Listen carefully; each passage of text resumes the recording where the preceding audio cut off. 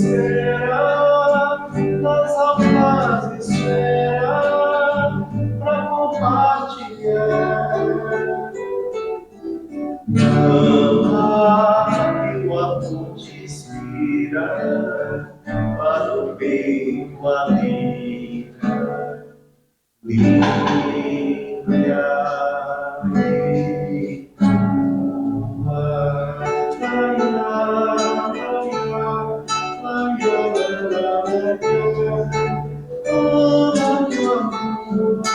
ama que o amor é leve.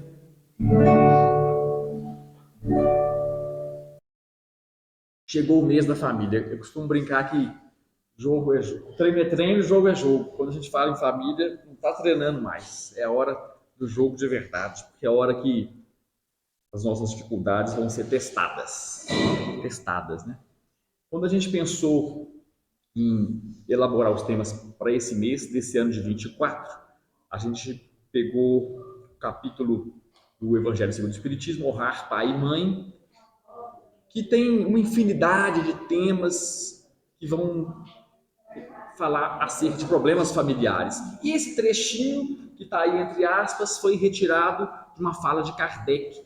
É interessante porque no capítulo Honrar Pai e Mãe, Kardec está falando de pais que se descuidaram dos seus deveres de pais. E ainda assim, ele está fazendo uma reflexão, uma rogativa, um apelo para que esses pais sejam compreendidos, para que eles sejam perdoados, porque a punição não cabe aos filhos. Se a gente lembrar que a lei de Deus está escrita na consciência, não é Deus que irá punir esses pais, mas o próprio indivíduo, ao ter consciência do tamanho do seu descuido, do seu deslize, do seu desatino, ele mesmo sofrerá pela reflexão dos atos impensados que ele promoveu. Quando a gente pensa, então, em pais que se descuidam de seus deveres, a gente poderia pensar em pais que promoveram o abandono, em pais que promoveram rejeição a seus filhos, em pais que foram cruéis em Betânia. Cruéis em diferentes momentos, em diferentes formas de crueldade, não é?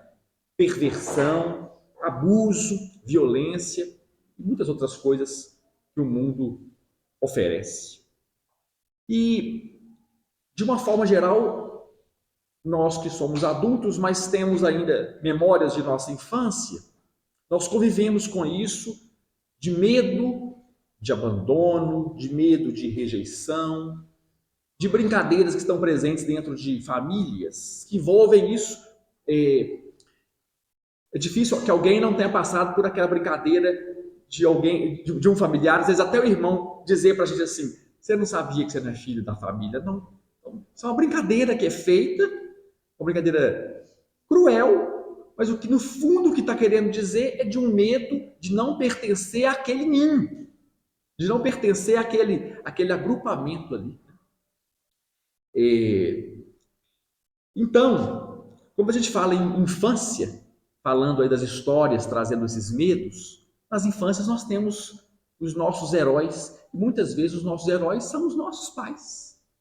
Quantos de nós não brincamos de ser o pai? Quantas meninas não brincaram de ser a mãe? Porque elas eram modelos de perfeição, modelos de heroísmo, modelos de pessoas que nós pensávamos que gostaríamos de ser, que tentamos ser, né?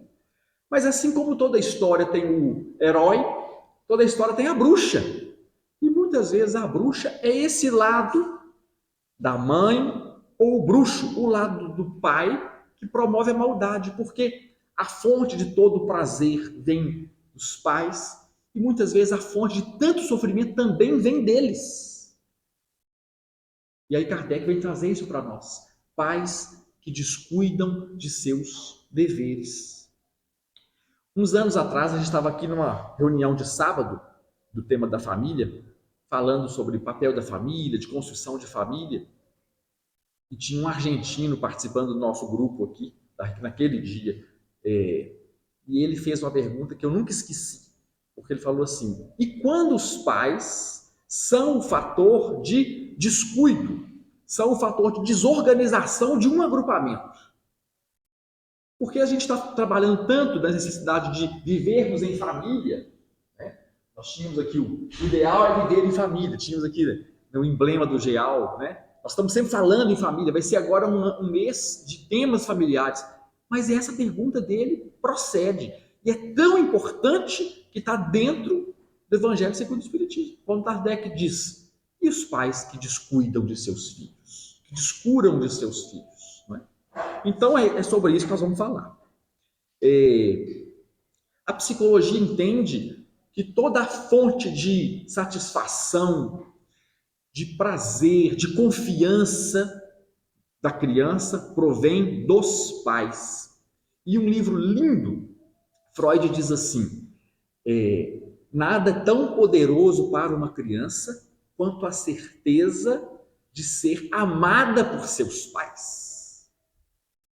Uma vez eu estava numa festa junina da minha menina, então os pais ficaram assim num cordão de isolamento, os meninos lá no meio da quadra dançando, e tem uma colega nossa que tem uma filha, mais ou menos a idade da minha caçula, e eu fiquei observando a minha menina e alternando o olhar com essa outra, aquela colega dela.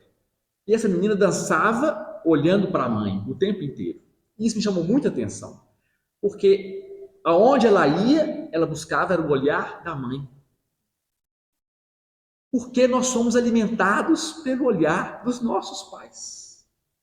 De certa forma, buscando aprovação, de certa forma, buscando aparecer. E quantas vezes o motivo da bagunça, o motivo da desorganização, o motivo até da revolta dos filhos não é chamar atenção, para que sejam enxergados, para que sejam vistos. Não é isso, Sandra?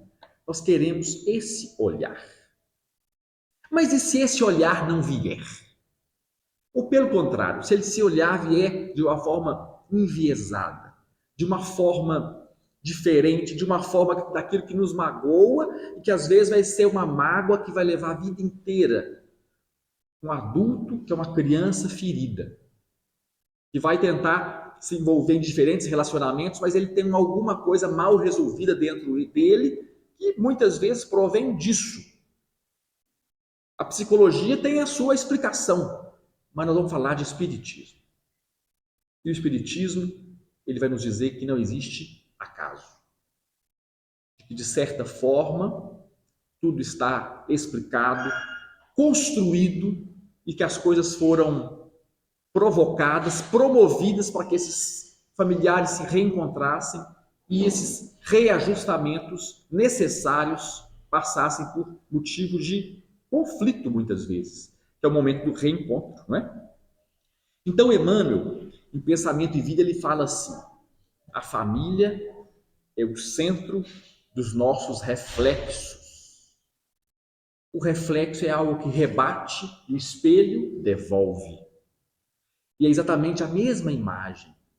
Então a família é o centro dos nossos reflexos. Reflexos agradáveis, reflexos desagradáveis que o passado nos devolve. Explicação maravilhosa, além de poética, né? O passado nos devolve. Então quer dizer que aquele familiar difícil, aquele pai difícil, aquela mãe castradora, perseguidora, cruel, o passado me devolve através de reflexos que foram impregnados na memória do destino. É um momento de um reencontro. E nós vamos reencontrar com essas pessoas. Alguns reflexos agradáveis. Pessoas que a gente fala assim, meu Deus do céu, ainda bem que tem esse aqui na minha família. É um reflexo agradável. É bom rever, mesmo que esteja distante, distância física, mas conversar, saber que está ali quando precisa. O passado me devolve o reflexo agradável que foi construído. Mas nós temos um passado de uma ficha corrida, pesada, tão pesada que seria assim, humilhante para nós se nós abríssemos o nosso currículo. Né, senhor Marival? Bom, E aí, Emmanuel traz um tema e uma definição linda, que ele fala que é uma hereditariedade psicológica. Nós sabemos uma hereditariedade, o que é, né? A pessoa fala assim, esse joelho torto eu puxei da minha mãe. A pressão alta foi de papai. Então, essa é a hereditariedade. Mas Emmanuel fala de uma hereditariedade psicológica, de tendências, de construção, de caracteres, de inclinações. Então, famílias que tendem a serem comerciantes são bons de conta, são bons de fazer negócio, são bons de vender. Famílias que tendem ao direito, estudam, leem, redigem maravilhosamente bem, argumentam, convencem. Aquela piadinha que tem no direito, assim, né? Você foi contratado para a causa de Jesus. E o advogado respondeu assim: é para atacar ou para defender? Porque é aquela capacidade de construir argumentos. Não é? Assim como nós temos, então, dentro das profissões, nós temos músicos, Emar, famílias de músicos. Quantos na história nós não temos, não é? Quantos na história nós não temos de famílias de músicos, famílias de matemáticos? Mas nós temos também, por outro lado, os reflexos desagradáveis do nosso pretérito, né? Famílias de delinquentes, famílias de criminosos, famílias de abusadores, famílias de enfermos morais. E no interior isso é tão importante que na sabedoria popular, no interior, quando a gente começa a namorar, a mãe fala assim, é de qual família mesmo? Porque a família tem uma hereditariedade moral, caracteres morais, né? E aí Emmanuel fala assim, nós nascemos em um grupo que comungam das nossas tendências. E nós estamos no campo enfermiço onde nós merecemos. E aí a gente fala assim, meu Deus do céu, mas eu sou correto, trabalhador, pago meus impostos, vou ao centro espírita, faço as minhas preces, faço minhas atividades, minha família não faz nada disso. Mas hoje nós estamos nesse momento. Mas nós somos iguaizinhos àqueles que hoje nós estamos criticando, que o passado nos devolve. Reflexos desagradáveis que o passado nos devolve. Emmanuel diz então que nós temos um clichê, uma imagem inquietante que foi plasmado na memória do destino e que chega o momento que o passado nos reapresenta para um reajuste, para pagar as nossas contas. E aí ele fala assim, nós vamos então desfazer esse mal-entendido com essa pessoa à custa de muito trabalho, plasmando novos reflexos. Se antigamente eu reagiria de uma forma grosseira, bruta, agressiva, está na hora de fazer como o seu Marival ensinou e disse assim para uma pessoa, você vai me dar licença, mas eu não vou registrar isso que você me falou, não. Não é? Pacientemente, dando ao outro o benefício da raiva. Naquele momento ele estava enraivecido, mas ele é uma pessoa boa. Ele não faria isso em outros momentos. Não é? Então, às custas de muito trabalho, domando os nossas más inclinações, criando novos reflexos para anular a nossa conduta anterior.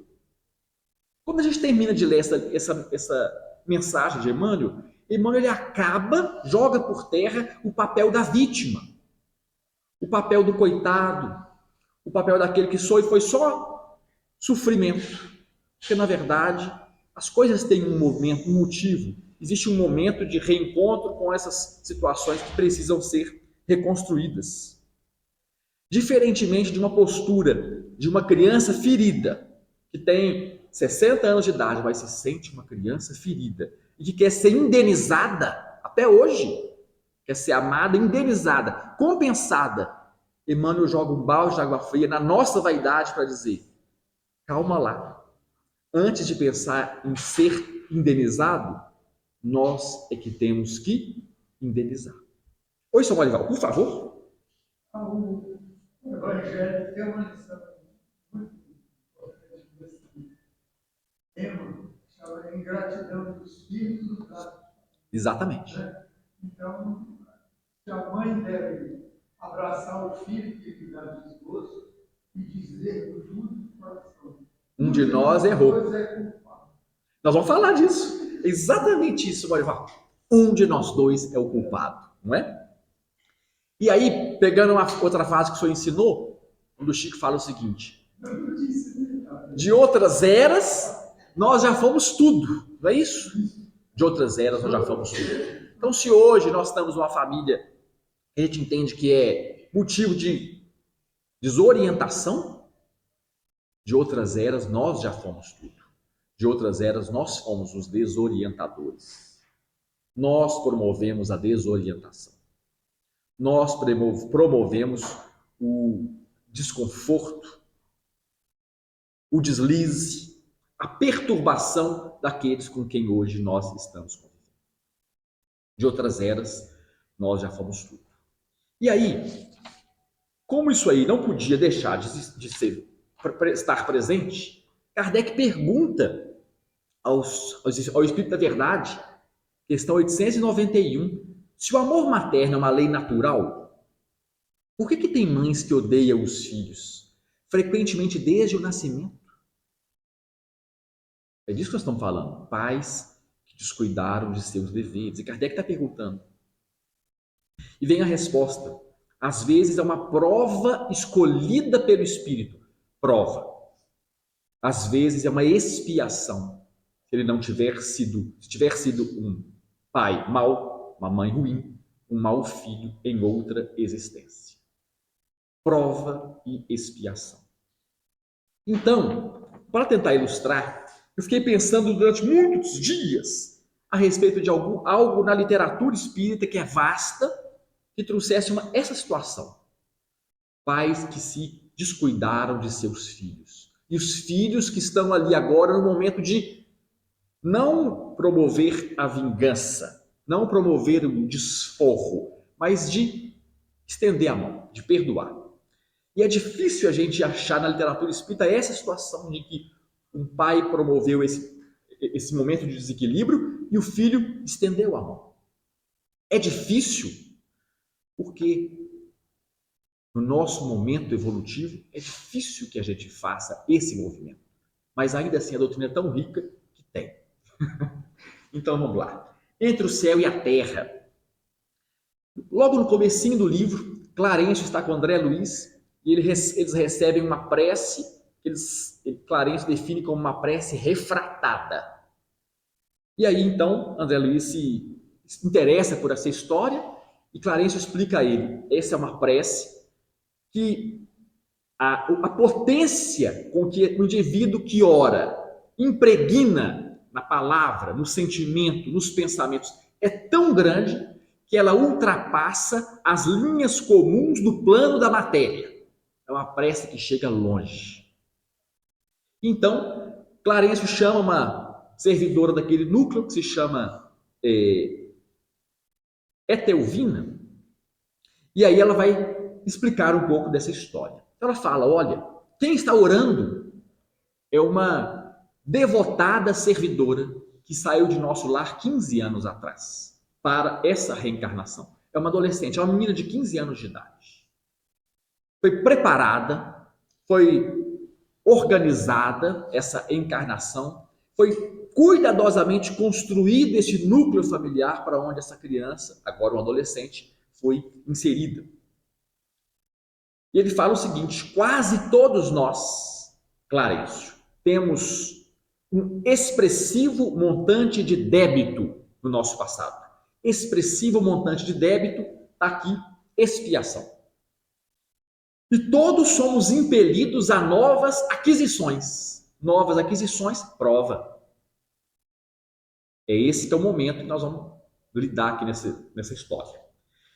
Então, Evelina, a menina de 15 anos, a mãe havia desencarnado, Zulmira havia desencarnado, e seu pai havia casado novamente com Odila.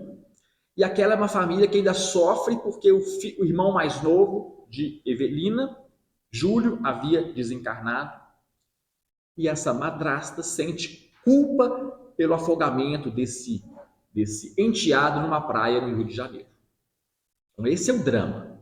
Uma menina adolescente, a mãe desencarnada, a madrasta culpada, o irmão falecido e o pai deprimido, chateado, porque a sua segunda esposa, a madrasta, está com uma depressão gravíssima, acamada, restrita ao leito.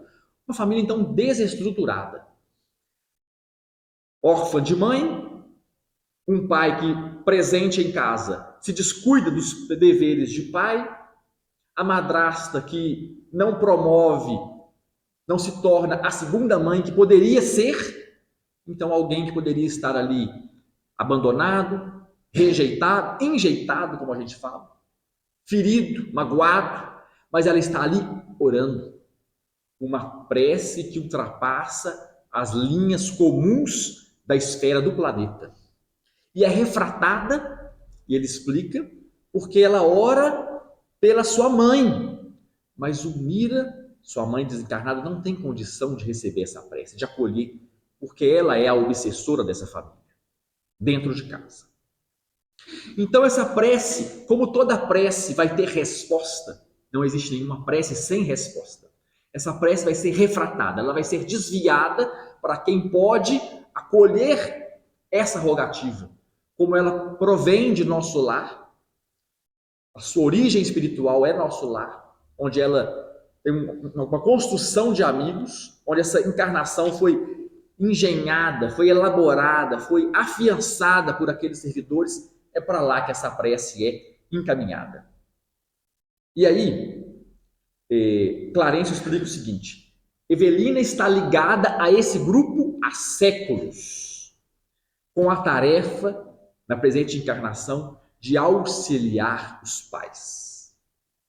Uma mãe desencarnada obsessora, um pai deprimido, uma madrasta deprimida, um irmão desencarnado por afogamento, e ela tem a tarefa de auxiliar os pais.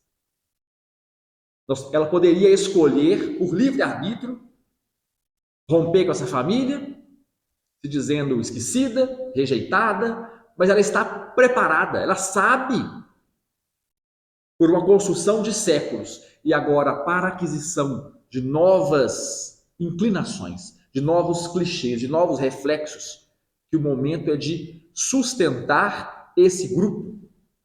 Apacenta as minhas ovelhas. Essa é a missão de Evelina nessa encarnação. Nós tanto temos recebido, tanto temos que oferecer. Esse é o momento de Evelina de dar o fruto. E ali, a partir do momento em que o grupo de André Luiz, junto com Clarencio, conseguem trabalhar a reconstrução de Zulmira, que é a mãe obsessora, Zulmira em sonho busca essa menina para relembrar essa adolescente que através dela que esse grupo vai ser reconstruído. E essa é a lindeza, a beleza do livro. A reconstrução de um grupo a partir de alguém que é o pivô. Ela é o eixo. Ela é o elemento pivotal em torno do qual esse núcleo familiar vai ser reconstruído, vai ser recosturado. E Evelina fala, refunde na sua madrasta a confiança de mãe que ela não tem. Procura, dê a ela a tranquilidade doméstica. E aí, num parágrafo pequenininho, Zulmira exemplifica coisas que Evelina poderia fazer para trazer paz para aquele ambiente. Fala assim, uma rosa em cima da mesa. Uma rosa é uma delicadeza, é um momento de um pedido de paz, de colorido, de enfeite, de afeição. Uma peça de roupa guardada. Quantas vezes os pais não se queixam que as roupas estão no chão e entendem que aquilo ali é um desleixo, porque aquilo tem um custo, que aquilo é uma falta de respeito, que aquilo é uma falta de cuidado. E aí Zulmira diz para sua filha, uma peça de roupa guardada, uma escova no lugar. Interessante porque são coisas do dia a dia e que, se você fizer, você consegue promover a paz da sua família. Isso que Zulmira está dizendo para a filha dela. Você há de ser entre aspas, agora a palavra Zulmira, o anjo do serviço em nossa casa. E no dia seguinte, as coisas começam a mudar, porque o clima nessa casa começa a mudar.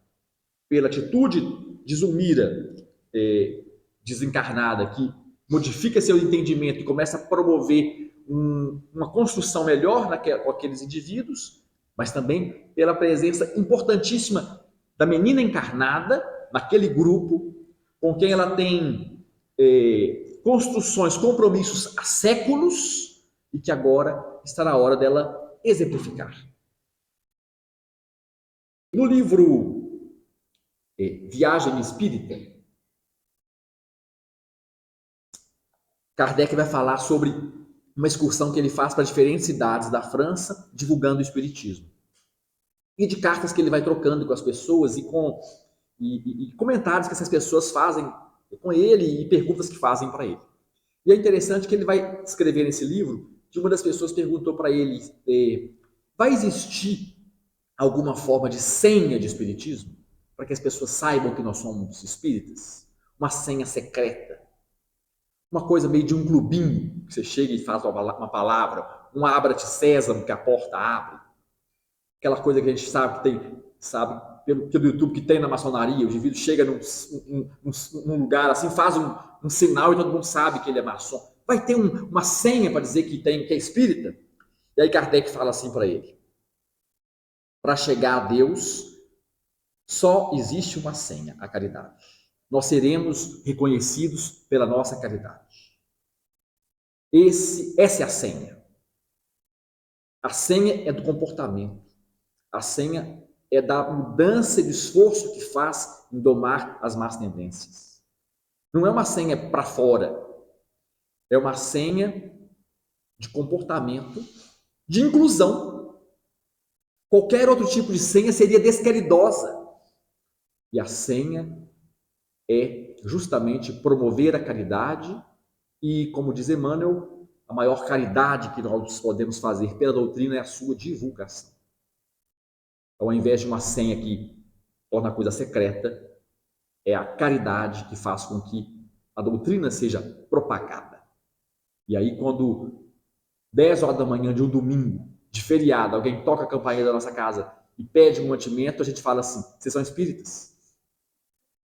Porque é a senha da caridade tocando o interfone da nossa casa. Não é isso, Marivão? Bom, mas temos exemplos mais fortes.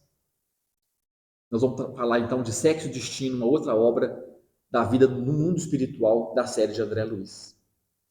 Marita, filha de Aracélia. Aracélia era uma funcionária doméstica da casa do casal Márcia e Cláudio. E Cláudio tem um relacionamento com essa funcionária e nasce uma criança que se chama Marita. Ela é cuidada, ela é criada nessa família como uma filha, entre aspas, adotiva. Ele não sabe que ele é o pai biológico dessa criança, mas ele é o pai adotivo. Ainda que ele não seja o pai biológico, ainda que ele não soubesse que era o pai biológico, ainda que ele fosse só um pai adotivo, ele tem os compromissos de pai.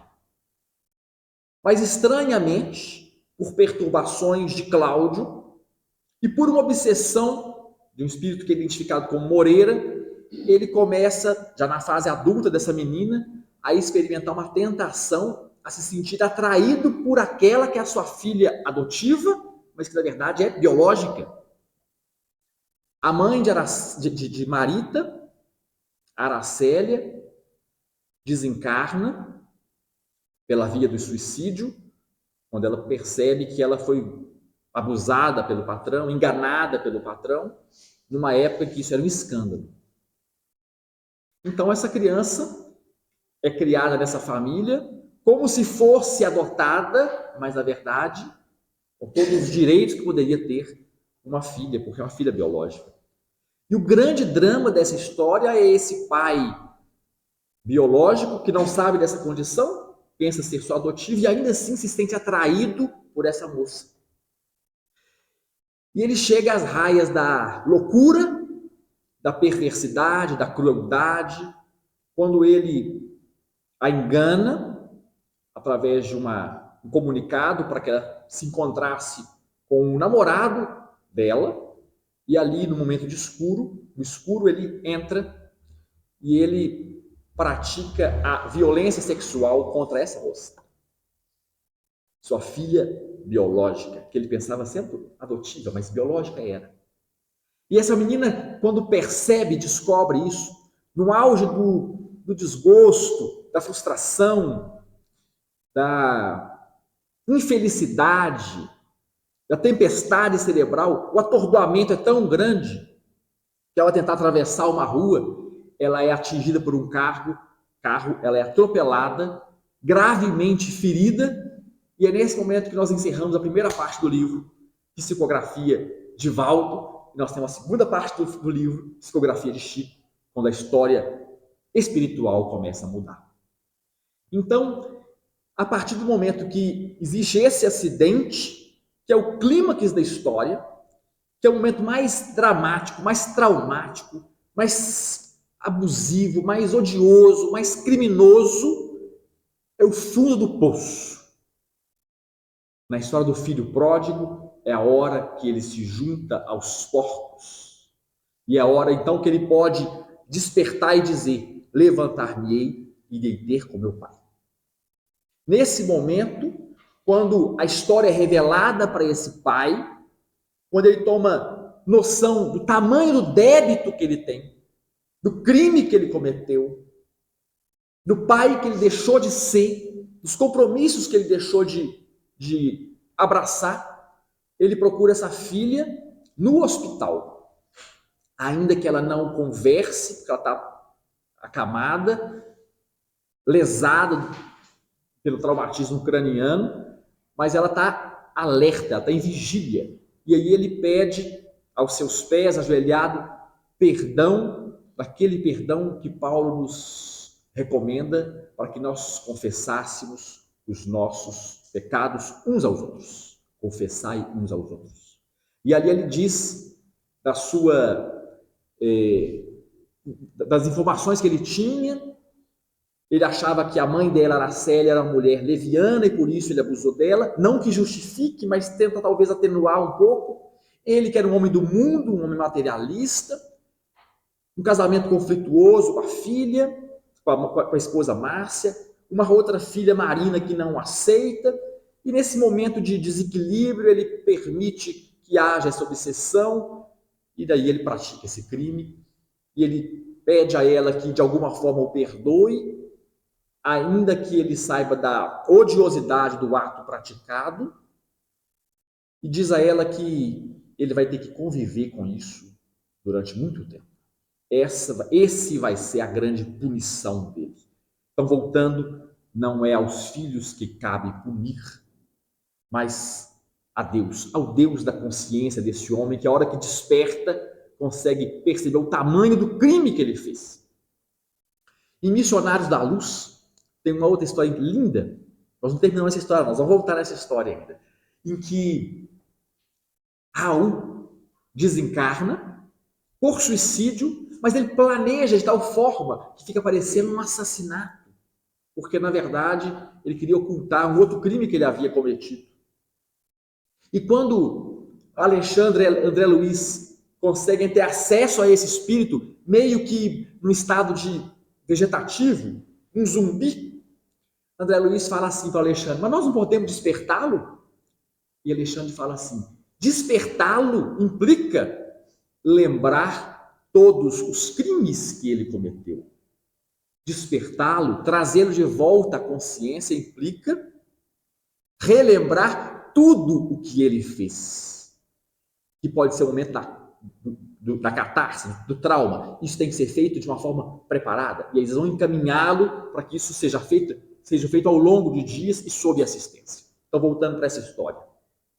Nesse momento, quando a ficha de Cláudio cai, que ele percebe o tamanho do crime que ele cometeu, que ele vai ter que conviver com isso, é o momento que ele pede perdão, e ela, nos seus pensamentos, ela diz assim: perdoar? Que outra coisa me compete fazer diante da morte. Ela sabe que ela está desencarnando. Então, no momento do seu desencarne, o que mais que eu posso fazer? Já que eu vou desencarnar. E ali é o momento do perdão dela. Difícil. Difícil. Mas a partir desse perdão dela, segunda parte do livro, é que todo esse grupo vai ser reconstruído. Porque só o perdão pode reconstruir. Enquanto houver dissidência, reação, vingança, nós vamos manter o abismo. Como diz Leon Denis, só o amor pode preencher qualquer abismo. Só o perdão dela foi capaz de promover o reajuste de todo o grupo. O perdão de Marita foi a catarse, foi a enzima que catalisa essa reação, capaz de reerguer esses espíritos. Diferentemente disso, se isso não acontece, eles continuam rodando em círculos, encarnações futuras, em que o passado devolve um a reflexos desagradáveis que vão sendo devolvidos. E essa história só muda a partir do perdão dessa menina. Então, Richard, no livro de Naná, ele fala assim: se o perdão é um sentimento que achamos absurdo em nossos passos, quando a gente pega a história de sexo destino de Marita com esse pai, a gente fala, gente, que absurdo, que absurdo. Ela é capaz de fazer um gesto que eu sou incapaz de fazer. Se o perdão é uma coisa absurda, aí ele fala, lembremos-nos de quantos nos perdoaram sinceramente, liberando-nos a estrada. Porque se não perdoa, a gente fica preso. E se a gente não se perdoa, a gente fica preso. É como se eu estivesse vivendo 30 anos atrás, porque aquilo que eu fiz lá atrás, eu não perdoo até hoje. É esse perdão que promove a liberação da estrada. Numa música do Roberto Carlos, de composição do Michael Sullivan, que não se chama Michael Sullivan, né, Zé Marcos? É um nome diferente. Eles colocam assim, naquela música, amor perfeito, né? Amor perfeito. Que é o momento da reconciliação, né? Já não importa quem errou. O que passou, passou. Já não importa quem errou. É o que o seu Marival trouxe para nós. A hora que a mãe abraça o filho e fala assim, eu não sei qual de nós errou, mas me dá um abraço. Um de nós errou. Então, quer dizer, dentro das famílias nós temos problemas coletivos. Coletivos. Quem que errou? Provavelmente todo mundo. Se está conflituoso, se está pesado, se está um fardo pesado, nós vamos lembrar da música que Zé Marcos cantou que fala, o amor é leve e o amor eleva. Então, eu não quero saber quem errou. Está na hora da gente superar o que passou, passou. Já não importa quem errou. Não é? E aí, a gente vai lembrar que só o perdão pode curar. O mundo. No mundo em que nós temos guerras, em que o lado que hoje está sendo atingido quer revidar, e que o lado que hoje está atacando sabe que ele tem que dizimar o outro lado, se sobrar um, a reação vai ser, como é que termina isso? Só o perdão pode curar. E um perdão coletivo, um perdão de grandes crimes, por gerações, por décadas, que nós temos sendo agraciados por esse perdão, porque aqui saiu um pouquinho fora. Existe uma palavra em grego que é essa amnéstia. Essa palavra ela dá origem a duas outras palavras que a gente conhece bem, que é a amnésia, que é o esquecimento. E a outra palavra que provém desse mesmo termo é anistia. É o perdão de uma culpa coletiva. Nós experimentamos no Brasil, em 85, uma anistia. Esquece o passado. De 64, 84, quem combateu, quem atingiu, anistia. Perdão coletivo. E é interessante que a origem da palavra é o esquecimento. Anistia. Olhei-me depois da morte, vi meus conflitos sem fim. Ó Senhor, dá-me outro corpo, quero esconder-me de mim. Nós temos sido anistiados da lembrança dos nossos erros. Nós temos sido anistiados dos crimes que nós cometemos, dos deslizes que nós cometemos. Graças a Deus, encarnados, anistiados, esquecidos do que nós fomos capazes de fazer. É essa anistia que nós estamos conclamando, porque só o perdão pode curar. No caso da minha família, eu achei que reflete bem assim. Era um casal de filhos e um pai muito difícil, um pai etilista, com suas dificuldades, com as suas oscilações de humor. Ele se desliga da sua esposa e ela corretamente cria esses dois meninos e dá a ele o amparo. Durante todo o tempo que ele precisou, ela o amparou, apesar de não ter o dever legal de fazer isso. E aí, Alexandre explica assim para nós em Missionários da Luz: enquanto não houver amor, será necessária a lei. Olha que coisa! Que coisa! Nós temos que ter uma lei para impedir um pai de abandonar um filho. Porque, por amor, a humanidade não dá conta de fazer.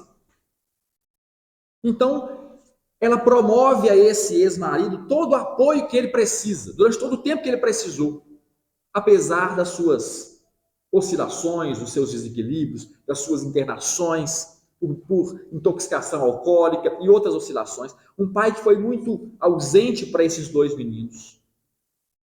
E ali eles crescem com essa figura de um pai ausente. Eles também se envolvem em abusos de bebida alcoólica, outros tipos de abusos, inclusive.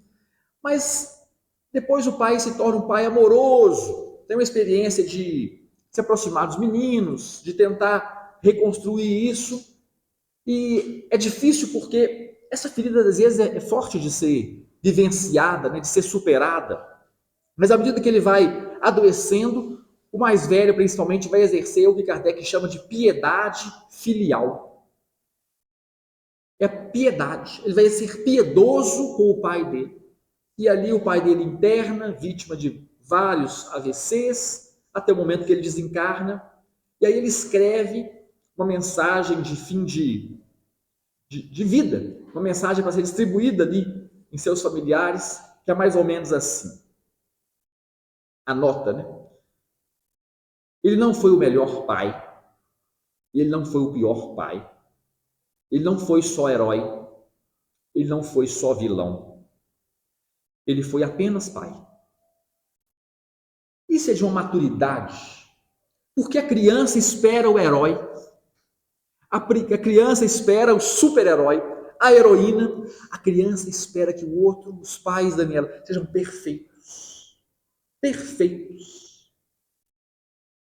E quando cresce, é o momento que ela desperta e percebe que, mesmo não sendo perfeitos, mesmo não sendo heróis, mesmo não sendo heroínas, ainda assim foi bom. E ainda que esse pai tenha se descuidado desses filhos, que é o tema que o Kardec traz, ainda que esse pai tenha negligenciado, ele deu o que ele deu conta de dar. Então, essa criança ferida que cresce, ao atingir a maturidade, deixando de ser criança e se tornando homem, ele entende o outro só deu o que ele dava conta de dar. Não foi vilão, não foi herói, foi só pai, na quantidade que ele deu conta de fazer. É importante falar essas coisas porque, às vezes, os pais querem assumir uma postura de eles são infalíveis, eles são quase que um Deus dentro de casa, que a fala dele não pode ser contestada, quando Deus permite até que nós, na nossa imaturidade de adolescência, de humanidade, questionemos Deus. O próprio Deus permite que ele seja questionado. E quantos pais querem se fazer deuses e impedir de serem questionados? Pois é justamente ao mostrar que nós somos não divinos, mas humanos, e que a gente erra,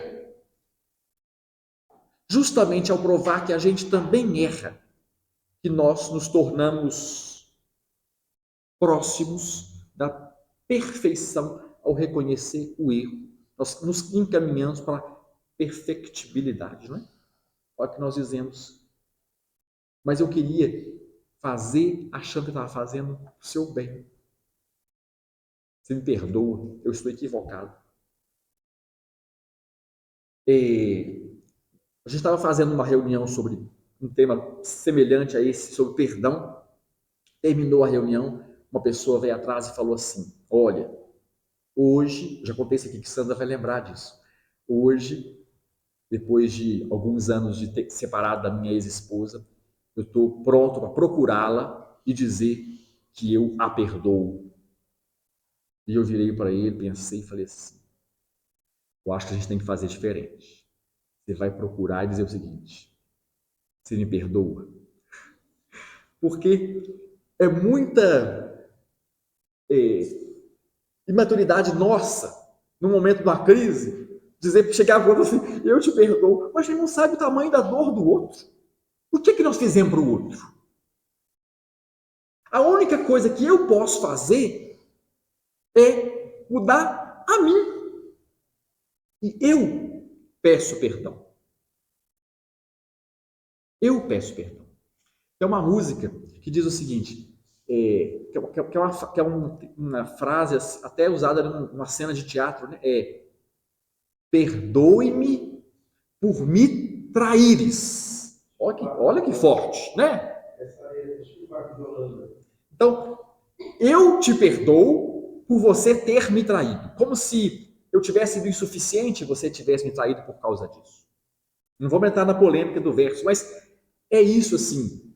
Você promoveu alguma coisa que foi contra mim, mas eu estou te pedindo perdão. Porque eu não sei como é que isso começou.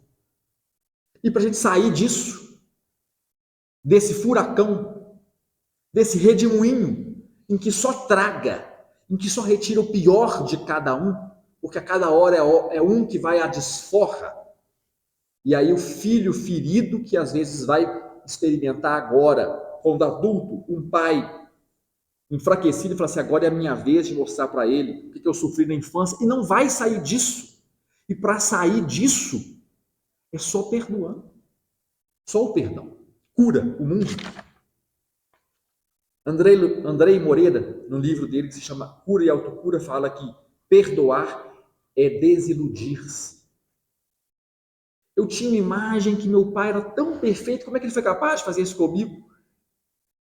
Desilude da imagem da perfeição. Ele era só um espírito que o passado te devolveu por um reflexo que foi plasmado no destino. E que agora vocês tinham que se acertar. Perdoar é desiludir-se. Nossa, mas como é que ele fez isso comigo? Porque você criou uma projeção de que ele fosse incapaz de fazer qualquer coisa. Perdoar é desiludir-se. É aceitar o outro como ele é. E aceitar o outro é ser indulgente, que está dentro do BIP da caridade. É ser doce. Quando Jesus passa com o cachorro putrefato e diz, o dente era branco. E se a gente não faz isso na nossa família, não, mas como é que você consegue conviver com esse negócio tão... Mas eles são... Vamos olhar o dente do cachorro, então. Então, eles são, na hora que eu preciso, eles estão lá. Eles estão lá. Perdoar é desiludir-se. Para a gente ir para os encaminhamentos. Perdoar não é uma opção.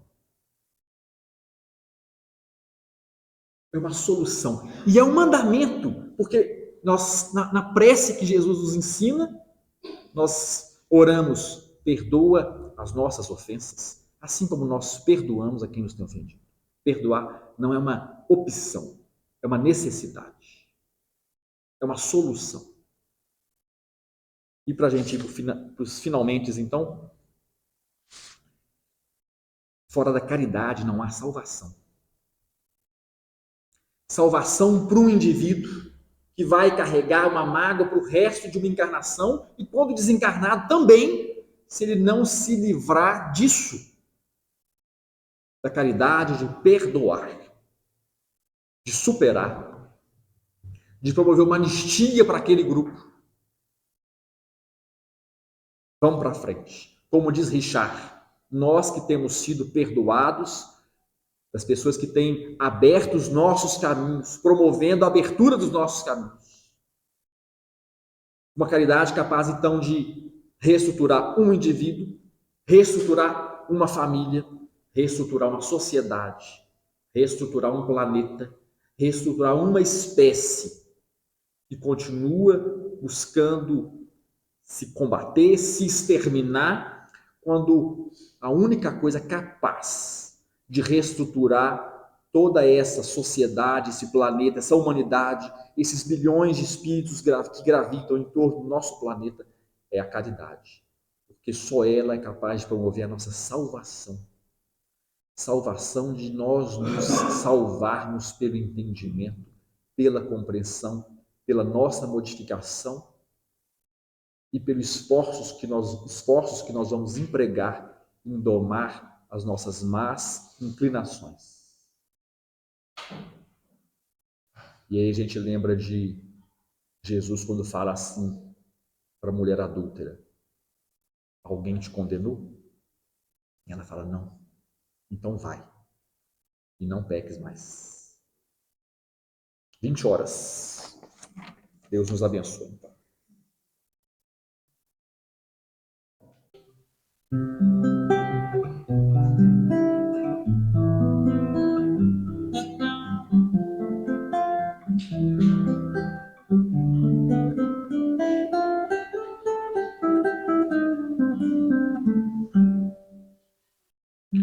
Como falas tu comigo, sendo eu samaritana, te revelas, meu amigo, justo eu, mulher insana, ó Galileia.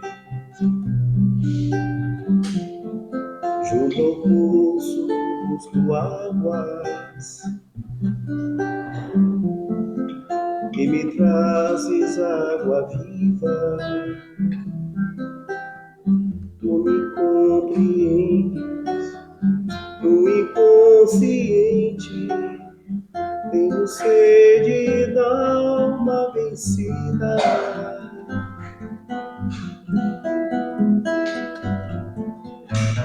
Os teus olhos me divisas e me livras das armadilhas, onde os homens, os maridos, os altares deste mundo, ó Galileu.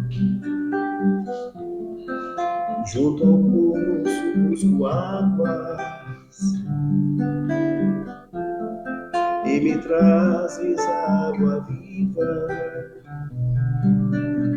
Tu me compreendes no inconsciente, tenho sede na alma vencida.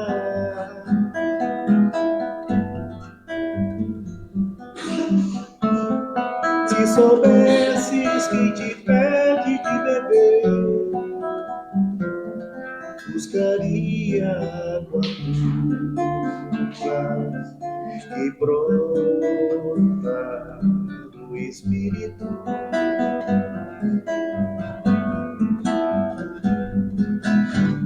Estou plena, estou viva, Siloé já não sacia.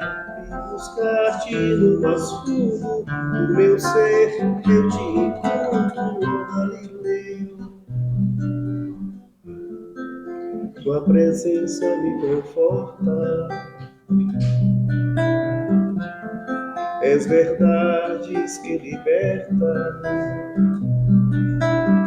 Levarei teu cântaro, eu direi aos ávidos, já habita em nós o Messias.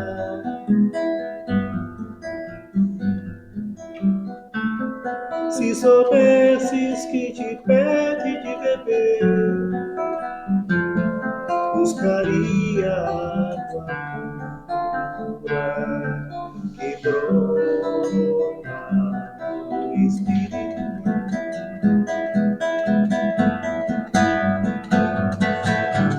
Estou plena, estou viva, Siloé já não sacia, e buscar-te no mais fundo do meu ser, eu te encontro, ó Galileu. Tua presença me confortas, é verdade que liberta. Levarei teu cântaro, eu direi aos ávidos, já habita em nós o Messias.